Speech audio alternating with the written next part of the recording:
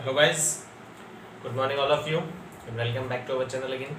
अब डिस्कस कर रहे थे फिजिकल वर्ल्ड एंड मेजरमेंट के बारे में, यानी भौतिक जगत एवं मापन। लास्ट क्लास में हम डायमेंशनल एनालिसिस के अनुप्रयोग के बारे में बात कर रहे थे, जो कि विमीय विश्लेषण के अनुप्रयोग हैं। और इसमें हमने वेरी फर्स्ट टॉपिक पढ़ा था किसी भी भौतिक सूत्र की सत्यता की जाँच करना। हम ये पता लगा सकते हैं कि कोई भौतिक सूत्र सत्य है या नहीं, किसके द्वारा? विमीय विश्लेषण के द्वारा। अगर किसी भी भौतिक सूत्र की लेफ्ट हैंड साइड की डायमेंशन का मान उसके राइट हैंड साइड की डायमेंशन के बराबर आता है तो भौतिक सूत्र सत्य होता है, अन्यथा वो सत्य नहीं होता है। इस एप्लीकेशन के बारे में हम डिस्कस कर चुके हैं, यानी हम किसी भी भौतिक सूत्र की सत्यता की जाँच कर सकते हैं। ये इसका पहला एप्लीकेशन है। आज हम विमीय विश्लेषण के दूसरे एप्लीकेशन यानी सेकेंड अनुप्रयोग के बारे में बात करेंगे, जो है भौतिक राशियों के बीच अंतर संबंध। यानी कोई फिजिकल क्वांटिटी किसी दूसरी फिजिकल क्वांटिटी पर डिपेंड करती है तो वो किस तरह डिपेंड करती है, उसकी पावर कितनी आती है, 1 आती है, 2 आती है, अंडर रूट होता है, नीचे उसमें पावर आती है। यानी जो हमें भौतिक सूत्र दिया जाता है वो भौतिक सूत्र किस प्रकार से ज्ञात होता है, उसके बारे में आज हम चर्चा करेंगे। लेकिन उससे पहले अगर अभी तक आपने मेरे टेलीग्राम ग्रुप को ज्वाइन नहीं किया है, जल्दी से नीचे डिस्क्रिप्शन बॉक्स में दिए गए लिंक पे जाके उससे जुड़िए, क्योंकि जो कुछ वीडियो लेक्चर यहाँ पे डिलीवर होगा उसका पीडीएफ कंटेंट आपको मेरे टेलीग्राम ग्रुप पे मिल जाएगा, तो आप अपना फेयर बड़े इजी वे में कर सकते हैं। चलिए शुरू करते हैं आज का सेशन। हम बात कर रहे हैं application of dimensional analysis. Application of dimensional analysis.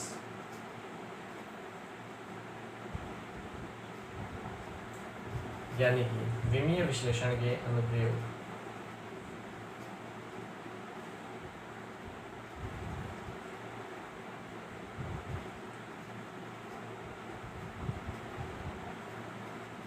जिसमें हम दूसरा एप्लीकेशन पढ़ने वाले गाइस, जो है भौतिक राशियों के बीच अंतर संबंध। भौतिक राशियों के बीच अंतर संबंध, ठीक है। या हम ये कह सकते हैं इस टॉपिक को किसी भौतिक सूत्र को व्युत्पन्न करना। देखिए फिजिक्स में जो भी भौतिक राशि हम पढ़ेंगे वो हर भौतिक राशि किसी न किसी दूसरी भौतिक राशि पर किसी न किसी प्रकार से निर्भर करती है। अब ये निर्भरता हमें पता हो सकती है, लेकिन किस प्रकार निर्भर करती है वो हमें पता नहीं होता। तो हम उसी को इस डायमेंशनल एनालिसिस से फाइंड आउट करते हैं। देखिए, हम किसी भौतिक राशि की निर्भरता को किसी दूसरी भौतिक राशि की निर्भरता पर या उस पर हम उसकी निर्भरता को पता लगा सकते हैं। काफ़ी सारी चीज़ें दूसरी चीज़ों पर निर्भर करती हैं और उसकी निर्भरता हमें ज़रूर पता हो सकती है। फॉर एग्ज़ाम्पल, आपका स्कूल आना भी निर्भर करता है। बहुत सारी कंडीशन होती है। आपका स्कूल आना निर्भर करता है स्कूल के एनवायरनमेंट पे, स्कूल की फैकल्टीज़ पे, उसके बाद स्कूल के आपके घर से डिस्टेंस पे, स्कूल की फ़ीस पे, ये सारे फैक्टर्स हैं। तो हमें ये तो पता है कि आपकी स्कूल आना जो है वो एक भौतिक अगर राशि होती तो ये इतनी सारी भौतिक राशियों पर निर्भर करती है। जैसे मान लो आपका खाना खाना है, तो खाना खाने की जो प्रोसेस है वो भी निर्भर करती है। वो निर्भर करती है आपके टाइमिंग पे, आपकी भूख पे, खाने में क्या बना है, इन सब पे। यानी कोई भी चीज़ किसी न किसी दूसरी चीज़ पे निर्भर जरूर करती है।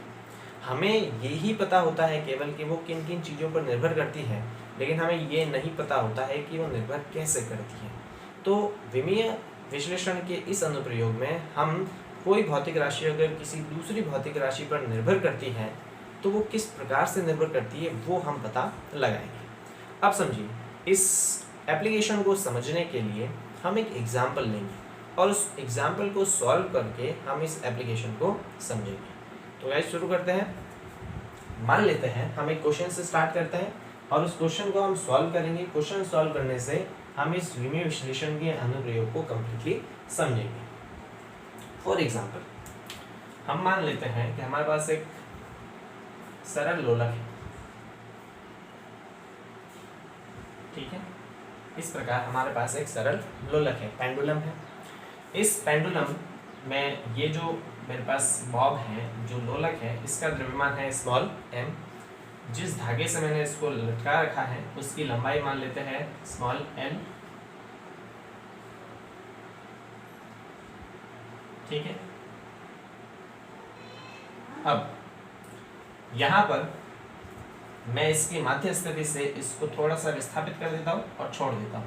तो मैंने इसको यहाँ पे लाया और यहाँ पे लाने के बाद मैंने इसको छोड़ दिया, तो छोड़ने के बाद ये वापस नीचे जाएगा, यहाँ आने के बाद रुकेगा नहीं, ये वापस अपनी माध्य स्थिति से ऊपर जाएगा, यहाँ आएगा और इस प्रकार ये दोलन करेगा, ठीक है। इधर से इधर दोलन करेगा। तो यहाँ से लेके वापस यहाँ तक आने में इसको जितना समय लगता है उसे हम इसका आवर्त काल कहते हैं, ठीक है। आवर्त काल कैपिटल टी कहते हैं। अब ये आवर्त काल जो है वो इन भौतिक राशियों पर निर्भर कर सकता है। हम इस सरल लोलक के लिए आवर्त काल का अगर सूत्र व्युत्पन्न करना चाहें तो किस प्रकार से करेंगे। क्वेश्चन समझ गए। क्वेश्चन ये है कि किसी सरल लोलक का द्रव्यमान स्मॉल m है, लंबाई स्मॉल l है, तो इसके आवर्त काल का सूत्र ज्ञात करना है। हम ये पता लगाना चाहते हैं कि इसका आवर्त काल का सूत्र क्या आएगा। अच्छा, अब ये जो दोलन कर रहा है ये किसके कारण दोलन कर रहा है, ये गुरुत्वीय त्वरण के कारण दोलन करता है और गुरुत्वीय त्वरण का मान अपन मान लेते हैं स्मॉल g। अगर गुरुत्वीय त्वरण नहीं होता तो ये दोलन नहीं करता। तो यहाँ पे हम ये देखते हैं, हमें केवल ये पता है, मान लेते हैं अगर पता नहीं भी है तो, कि किसी सरल लोलक का आवर्त काल, इसके द्रव्यमान स्मॉल m, इसकी लंबाई स्मॉल l, गुरुत्वीय त्वरण स्मॉल g पर निर्भर करती हो तो इस आवर्त काल का सूत्र व्युत्पन्न करना है। तो क्वेश्चन क्या है गाइस, क्वेश्चन कुछ इस प्रकार से है, यदि किसी सरल लोलक का आवर्त काल, सरल लोलक का आवर्त काल कैपिटल T, द्रव्यमान स्मॉल m, सरल लोलक का आवर्त काल कैपिटल T निम्न भौतिक राशियों पर निर्भर करे, निम्न भौतिक राशियों पर निर्भर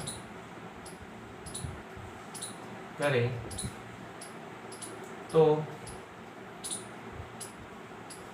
आवर्त काल का सूत्र व्युत्पन्न कीजिए।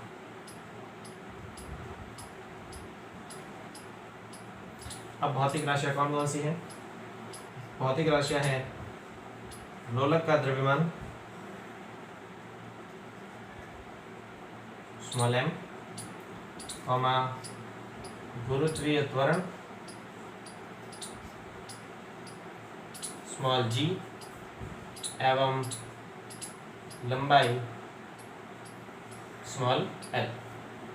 क्वेश्चन ये है कि अगर कोई सरल लोलक है और वो दोलन कर रहा है तो उसका जो आवर्त काल है, हम ये मानते हैं कि उसका आवर्त काल उस लोलक के द्रव्यमान पर, गुरुत्वीय त्वरण पर और लंबाई पर निर्भर करता है।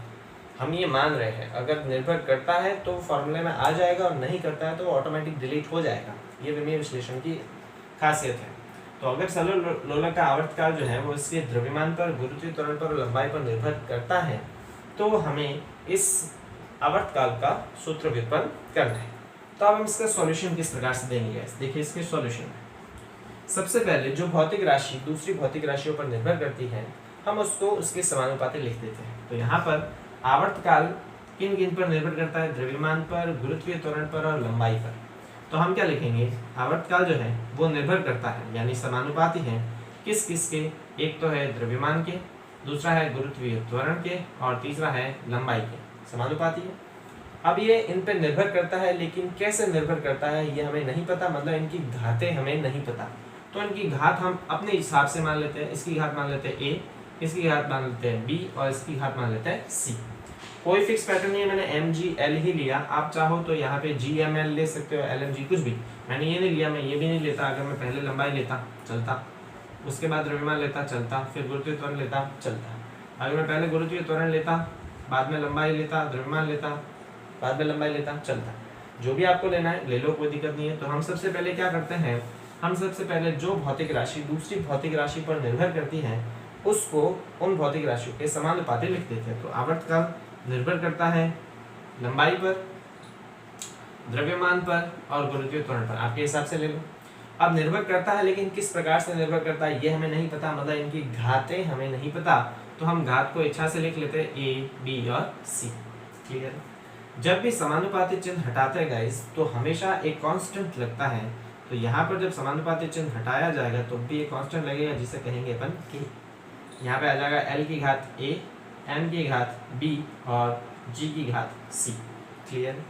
इसको हमने दे दिया समीकरण 1। तो सबसे पहले हम क्या करते हैं, जो भौतिक राशि दूसरी भौतिक राशि पर निर्भर करती है तो उसको हम उसके समानुपाती लिख देते हैं और घात अपनी इच्छा से कुछ भी लिख देते हैं। ठीक है, अब हम क्या करेंगे, इन सभी के विमीय सूत्र लिखेंगे। तो विमीय सूत्र लिखने पर, विमीय सूत्र लिखने पर, विमीय सूत्र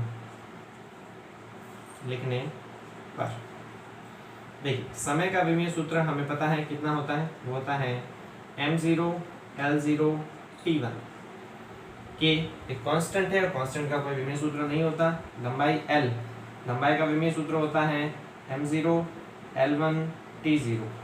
द्रव्यमान, द्रव्यमान का विमीय सूत्र होता है m1 l0 t0 और गुरुत्वीय त्वरण यानी त्वरण का विमीय सूत्र होता है m0 l1 t-2।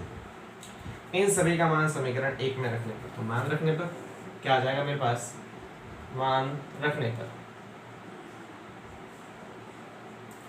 t की जगह उसकी डायमेंशन, सभी की जगह उसकी डायमेंशन लिखेंगे। तो t की जगह उसकी डायमेंशन आ जाएगी m0 l0 t1 is equal to k m की l की डायमेंशन, l की डायमेंशन हमने लिख ली m0 l1 t0 और इसकी घात कितनी है a, तो इसकी घात a।